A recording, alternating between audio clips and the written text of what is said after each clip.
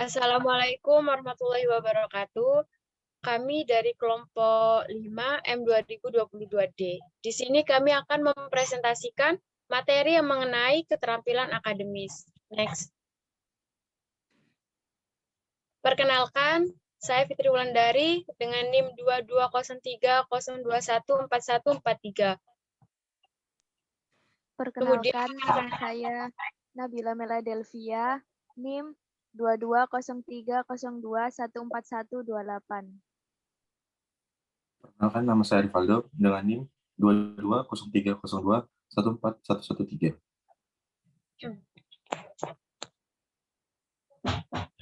Yang pertama yaitu cakupan materi. Tulisan ilmiah berkualitas merupakan hal penting dalam dunia akademis. Kemudian, untuk menghasilkan ilmiah yang berkualitas, diperlukan pengoptimalan keterampilan akademis. Next. B. Tujuan pembelajaran. Yang pertama, yakni mampu melakukan pencatatan. Yang kedua, mampu melakukan parafrasa. Yang ketiga, mampu melakukan peringkasan. Dan yang keempat, yaitu mampu penyintesisan. Next. B. Keterampilan akademis. Bagian penting dunia akademis adalah tulisan ilmiah. Tulisan ilmiah dapat bersifat teknis, misalnya makalah, buku, proposal, skripsi, tesis, disertasi, laporan penelitian, hingga artikel. Kemudian, tulisan ilmiah juga dapat bersifat populer, misalnya opini di media massa dan esai pada blog. Next. Pengoptimalan keterampilan akademis, yaitu yang pertama adalah pencatatan. Pencatatan merupakan penulisan informasi penting pada saat membaca atau menyimak. Kemudian, informasi tersebut dapat berupa pendapat atau data. Kemudian, pencatatan dibagi lagi menjadi yang pertama, pengorganisasian catatan.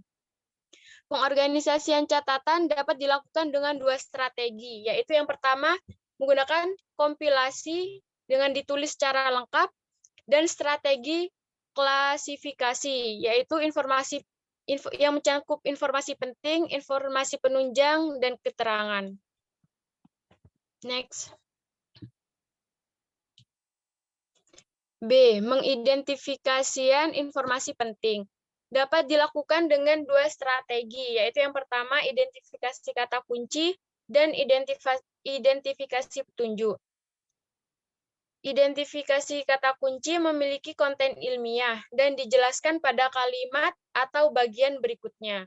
Kemudian untuk petunjuk informasi penting dapat berupa perintah, penegasan, huruf bercetak tebal, kemudian huruf bercetak miring, atau kata dalam tanda petik.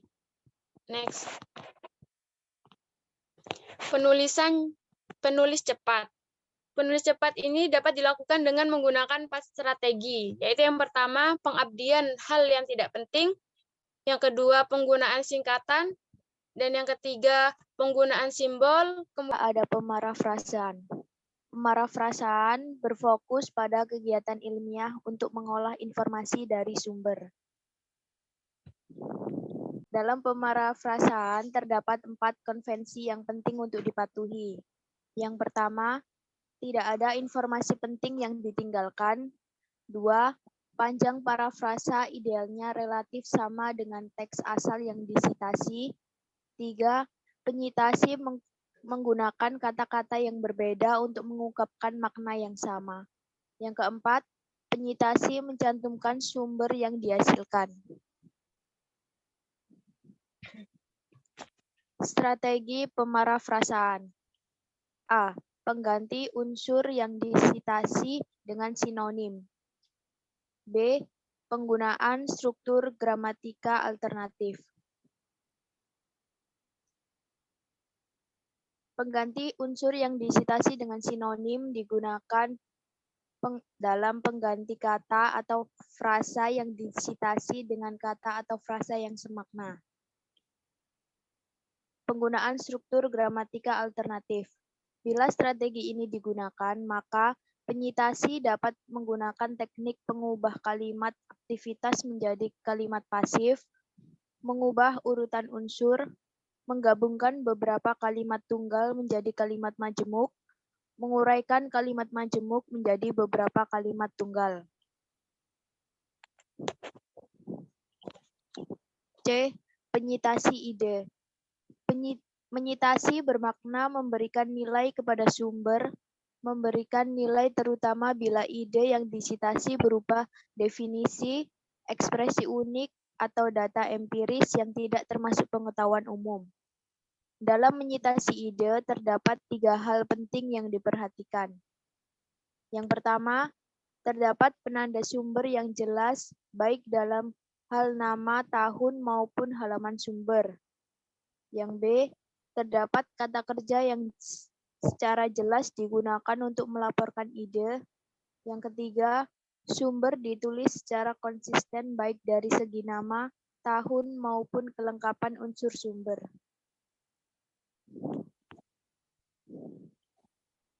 3. Peringkasan.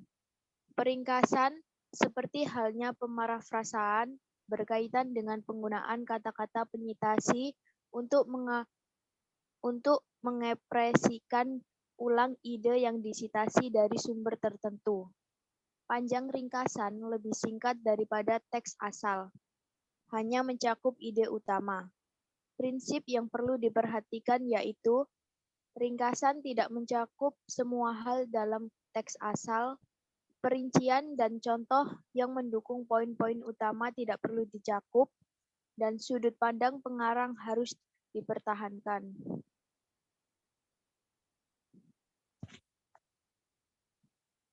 A. Kondensasi ide. Strategi pemadatan mengacu upaya memadatkan informasi dari teks asal tanpa mengurangi kejelasannya. Yang B. Pengidentifikasian poin utama. Dapat dilakukan dengan strategi penemuan topik, juga dapat dilakukan dengan strategi pengidentifikasian poin mayor, kemudian pengidentifikasian poin minor. C. Pelaporan informasi. Strategi yang dapat digunakan yaitu menggunakan organisasi yang sama dengan teks asal. Bila teks asal berupa urutan kronologis, ringkasan seharusnya juga berupa urutan kronologis. Bila teks asal berpola sebab akibat, maka ringkasannya juga berpola sebab akibat. 4. Penyintesisan merupakan kombinasi analisis 2 atau lebih sumber untuk mengkreasikan sesuatu yang baru. Dalam praktiknya tidak mudah karena terdapat 3 fenomena berikut. Yang pertama, hubungan antar sumber tidak jelas. Kedua, suatu sumber dominan hingga semua informasi tampak penting. Ketiga, dalam penyintesisan, diperlukan keterampilan berpikir tingkat tinggi dalam taksonomi kognitif berada di atas mengaplikasikan, dan di bawah keterampilan mengevaluasi dan mengkreasi. Next.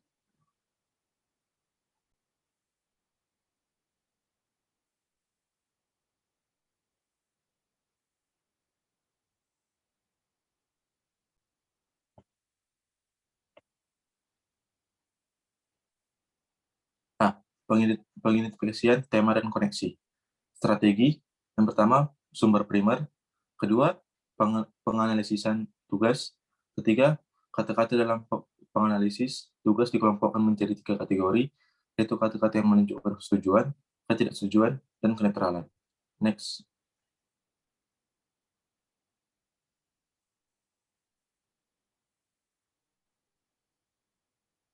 B. Penyelesaian informasi dari semua sumber. Strategi, yang pertama, peringkasan sumber utama. Kedua, penggunaan kalimat transisi. Kedua, penggunaan kalimat transisi. C. Pengimplementasian rencana. Yang pertama, disusun rencana yang jelas agar hasil sintesis sesuai target. Kedua, prosedur yang disusun sebelumnya perlu dipatuhi. Ketiga, penggunaan batasan waktu. Dan terakhir, yaitu keempat, sering berlatih. Sekian presentasi dari kami. Mohon maaf apabila ada kekurangan. Bentar ya. Terima kasih. Sekian presentasi dari kami. Mohon maaf apabila banyak kekurangan. Sekian, terima kasih. Wassalamualaikum warahmatullahi wabarakatuh.